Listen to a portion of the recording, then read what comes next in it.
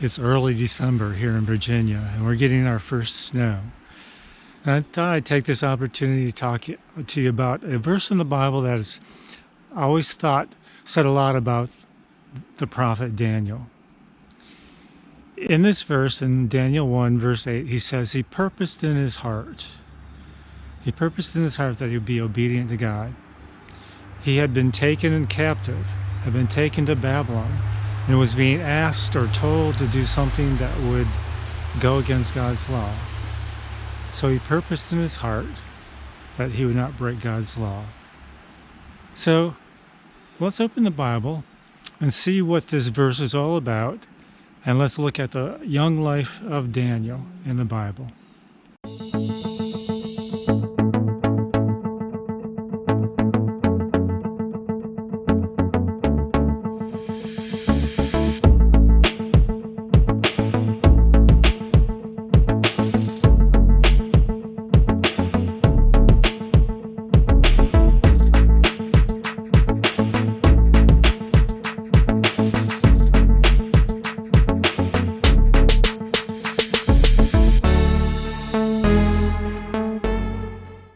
We're going to start by looking at some of the history of Israel, why they were taken captive into the land of Babylon.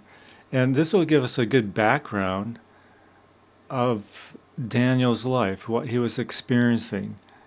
And then it will give you a better idea of the courage of this man to be faithful to God. We're going to start with the book of Jeremiah, chapter 7, and we're going to read verses 1 through 20. The word that came to Jeremiah from the Lord, saying, Stand in the gate of the Lord's house. This is the sanctuary of the temple. And proclaim there this word, and say, Hear the word of the Lord, all ye of Judah, that enter into these gates to worship the Lord. Thus saith the Lord of hosts, the God of Israel, Amend your ways and your doings, and I will cause you to dwell in this place. Trust ye not in lying words, saying, The temple of the Lord, the temple of the Lord, the temple of the Lord are these. For if ye thoroughly amend your ways and your doings, if you thoroughly execute judgment between a man and his neighbor, if ye oppress not the stranger and the fatherless and the widow, and shed not innocent blood in this place, neither walk after other gods to your hurt. We're going to continue this in a second. There was a tendency for the nation of Israel to trust that they were okay in God's sight because they were in possession of the temple of the Lord. This is where God dwelled on the earth, in his temple.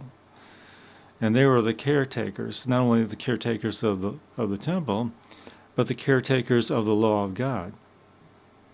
And so they used this as an excuse to say, we're okay. And yet they did not follow the commands of God, and they worshipped other gods. So let me read verse 6 again. If ye oppress not the stranger, the fatherless, and the widow, and shed not innocent blood in this place, neither walk after other gods to your hurt, then I will cause you to dwell in this place, in the land that I gave to your fathers forever and ever. Behold, ye trust in lying words that cannot profit. Will you steal, murder, and commit adultery, and swear falsely, and burn incense unto Baal, and walk after other gods whom ye know not, and come and stand before me in this house, which is called by my name, and say, We are delivered to do all these abominations? They have this dual worship. They go through the motions of worshiping God. They do all the services of the temple. They keep all the feasts, and yet at the same time they're worshiping other gods. And they do not treat their own people very well. They steal, they murder, they commit adultery. They lie. And God says, how dare you come before me in my house that's called by name and say, we're okay to do these things. Verse 11, Is this house, which is called by my name, become a den of robbers in your eyes? Behold, even I have seen it, saith the Lord. But go ye now unto my place which is in Shiloh, where I set my name at the first, and see what I did to it for the wickedness of my people Israel. When the children of Israel came into the promised land, initially, the sanctuary, the mobile sanctuary that they used in the wilderness, was first placed at Shiloh, and that's where they worshiped God. And apparently they had the same problem back then. And God is saying, look back in your history. Look at the place where the temple was initially in Shiloh, and see what I did to it for the wickedness of my people Israel. Verse 13. And now, because ye have done all these works, saith the Lord, and I spake unto you, rising up early and speaking, but ye heard not. And I called you, but ye answered not. God is saying, I told you right away this was a problem, yet ye heard not, and you answered not. Therefore will I do unto this house, which is called by name, wherein ye trust, and unto the place which I gave to you and to your fathers, as I have done to Shiloh. God is saying, the very same thing I did to Shiloh because of their wickedness, because of their unbelief, because they worshipped other gods and weren't obedient to God's law, he's going to do the same thing to Jerusalem, to the temple in Jerusalem. Verse 15, and I will cast you out of my sight, as I have cast out all your brethren, even the whole seed of Ephraim. Therefore, pray not for this people, neither lift up cry nor pray for them, neither make intercession to me, for I will not hear thee. Seest thou not what they do in the cities of Judah and in the streets of Jerusalem? The children gather wood, and the fathers kindle a fire, and the women knead their dough, and make cakes to the Queen of Heaven, and pour out drink offerings unto other gods, that they may provoke me to anger. The Queen of Heaven is a pagan god that many of the other nations worshipped. Do they provoke me to anger, saith the Lord? Do they not provoke themselves to the confusion of their own faces? Therefore, thus saith the Lord God, behold, mine anger and my fury shall be poured out upon this place, upon man, and upon beast, and upon the trees of the field, and upon the fruit of the ground, and it shall burn and shall not be quenched. So this is the warnings that God has given to the nation of Israel because of their worship of other gods, because they were disobedient to his commandments, and God is saying, what I did at Shiloh to those people at that time who did the same thing, so I will do to you in Jerusalem. Let's go to Jeremiah 24, and we'll read verses 1 through 10. This is a prophecy. Verse 1. The Lord showed me, and behold, 2 baskets of figs were set before the temple of the Lord. After that, Nebuchadnezzar, king of Babylon, had carried away captive Jeconiah, the son of Jehoiakim, king of Judah, and the princes of Judah, were the carpenters and smiths from Jerusalem, and had brought them to Babylon. One basket had very good figs, even like the figs that are first ripe, and the other basket had very naughty figs, which could not be eaten, they were so bad. Then said the Lord unto me, what seest thou, Jeremiah?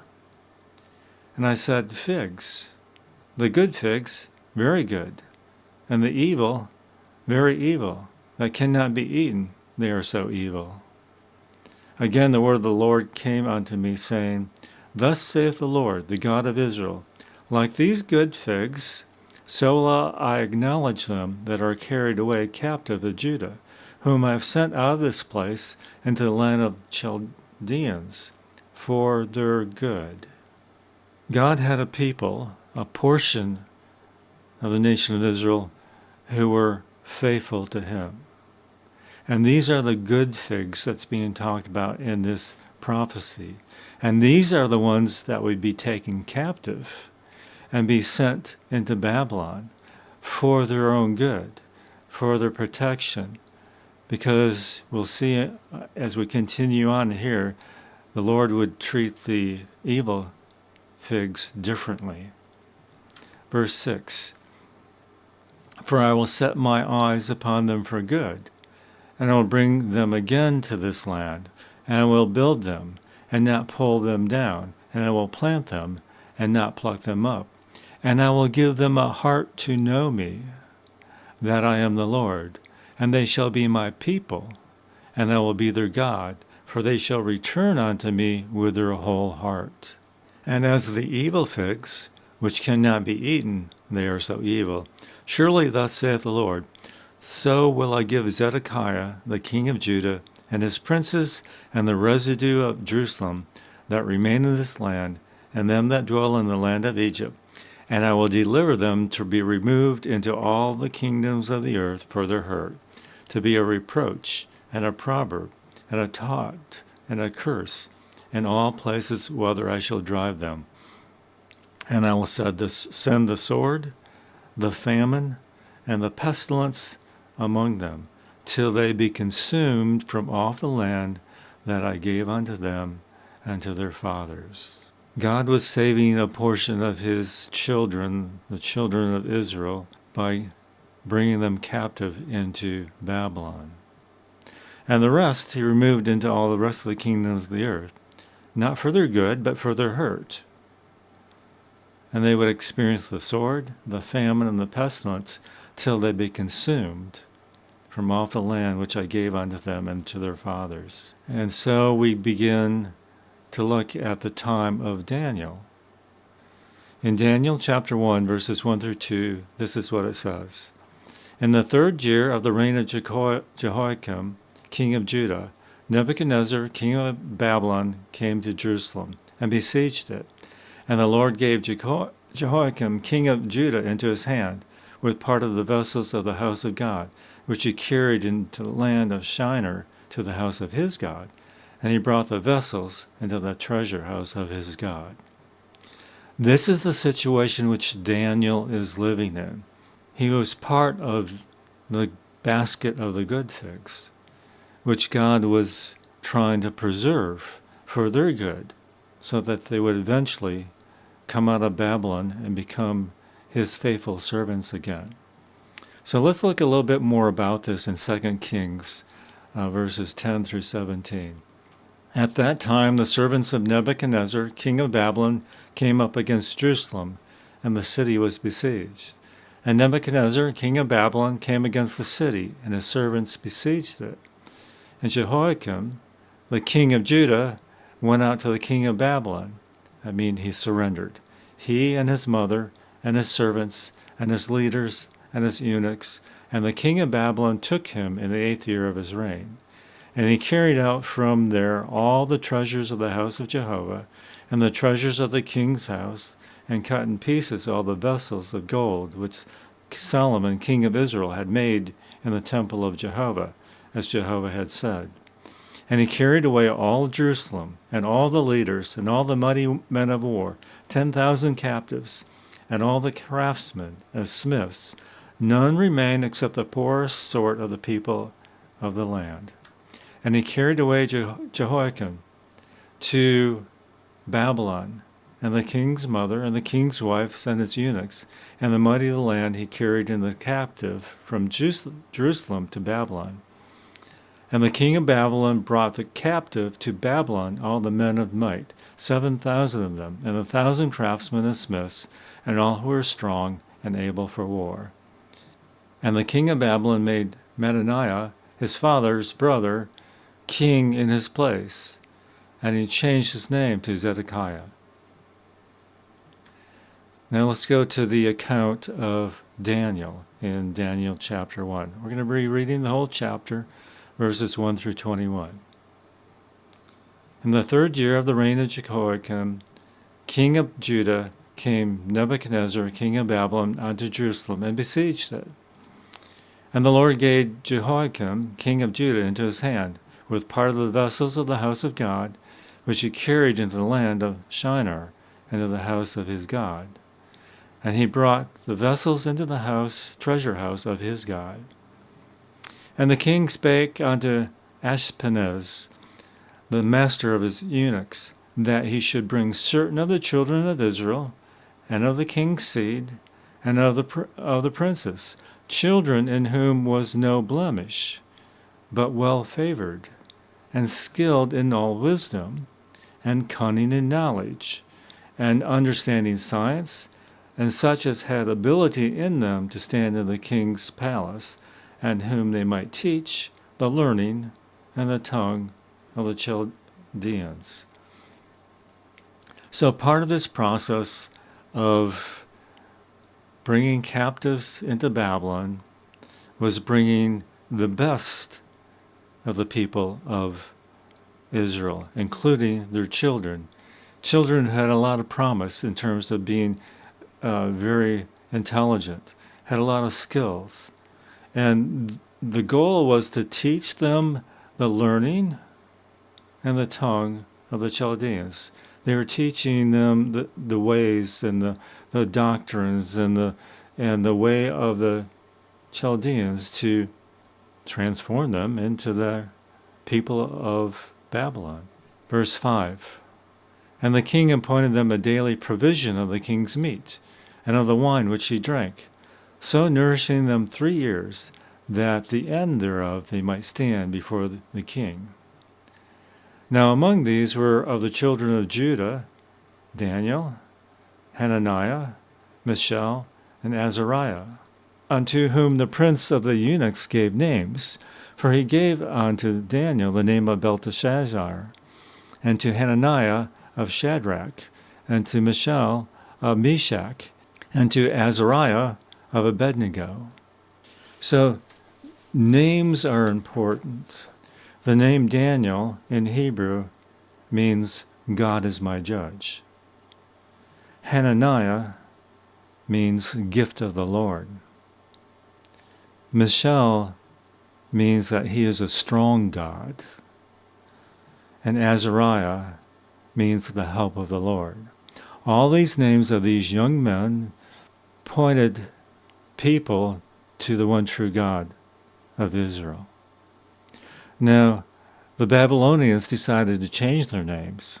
The name Daniel they changed to Belteshazzar, which signified keeper of the hid treasures of Bel, which was one of their gods that they worshipped. Now they changed the name of Hananiah to Shadrach, which means inspiration of the sun, because they worshipped the sun. And to Mishael they changed his name to Meshach, which is of the goddess Shaka, which is actually another name for Venus, which they worshipped. And Azariah they changed to Abednego, which means servant of the shining fire, which they also worshipped. Verse 8, But Daniel purposed in his heart that he would not defile himself with a portion of the king's meat, nor with the wine which he drank. Therefore he requested of the prince of the eunuchs that he might not defile himself. Now God had brought Daniel into favor and tender love with the prince of the eunuchs.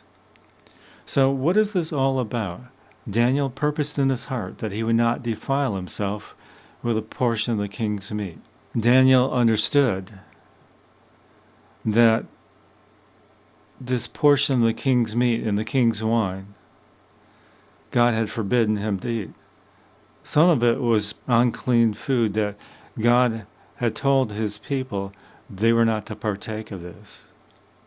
But just as importantly, this food, the wine, had been sacrificed to idols, to these false gods.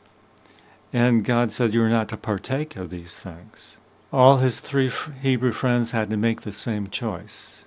Daniel, who's a captive in this nation, whose nation had destroyed much and many of the people and would eventually destroy the temple in Jerusalem, they had power over him. He was supposed to obey them. He was the captive. And yet Daniel purposed in his heart that he would not partake of the king's food and of his wine because of these things. And his 3 friends, they were all faithful to God. Now in 1 Corinthians 10, 18 through 20, it says this, Behold, Israel after the flesh are not they which eat of the sacrifices partakers of the altar? So if you eat of the food that's been sacrificed before this altar, whether it's to God or to a false god, aren't you actually partaking in that worship? Verse 19, What say I then? That the idol is anything, or that which is offered in sacrifice to idols is anything. But I say that the things which the Gentiles sacrifice, they sacrifice to devils and not to God. And I would not that you should have fellowship with devils. You cannot drink the cup of the Lord and the cup of devils. You cannot be takers of the Lord's table and of the table of the devils. Do we provoke the Lord to jealousy? Are we stronger than he? So this is part of the issue of partaking of the king's table, which they were to partake of and be nourished by for 3 years, to prepare them to be servants of the king, or do they follow God, the creator of the heavens and the earth? So Daniel goes to Melzar, who's overseeing him and his 3 friends, and he explains these things to them. He says, I can't partake of these things. Verse 10, And the prince of the eunuchs said unto Daniel, I fear my lord the king, who has appointed your meat and your drink, for why should he see your faces worse liking than the children which are of your sort? Then you shall make me endanger my head to the king. Children which are of your sort. He was worried, Melzar was worried that Daniel and his 3 friends would appear less physically fit. They wouldn't be as sharp and clear in their minds. And he was afraid that it would cost him his life. Verse 11, Then said Daniel to Melzar, whom the prince of the eunuchs had set over Daniel, Hananiah, Mishael, and Azariah, Prove thy servants, I beseech thee, 10 days. Let them give us pulse to eat, and water to drink. Then let our countenance be looked upon before thee, and the countenance of the children that eat of the portion of the king's meat. And as thou seest, deal with this with thy servants. So he's saying, let's test this. Let's test what happens when we are obedient to God, when we worship the God that we serve. You give us this pulse, and for 10 days we'll eat pulse and drink water. And all the other children, let them eat of the king's table, and compare us with each other and see if there's any difference. Verse 14. So he consented to them in this matter and proved them 10 days. And at the end of the 10 days, their countenance appeared fairer and fatter in flesh than all the children which did eat the portion of the king's meat.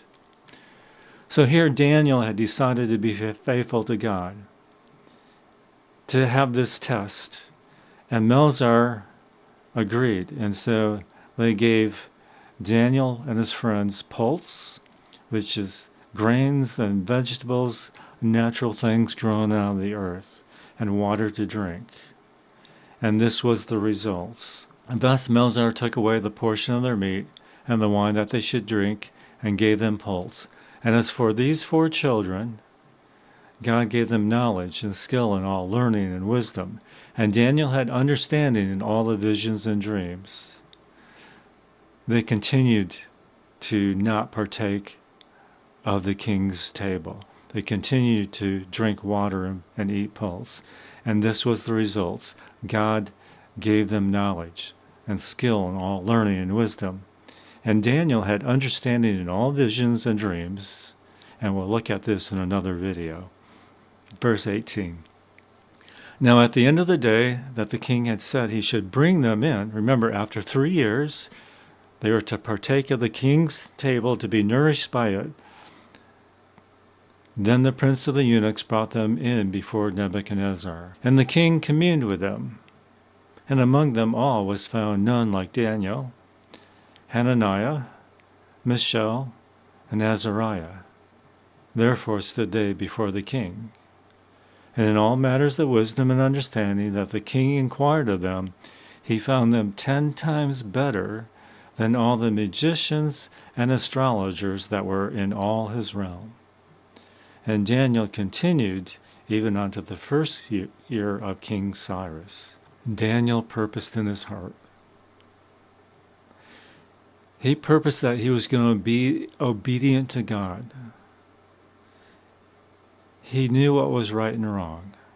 And he knew it was wrong to partake of the king's table because of not only what was on that table that God had proclaimed you shouldn't eat of, but also because it had been sacrificed to false gods, to idols.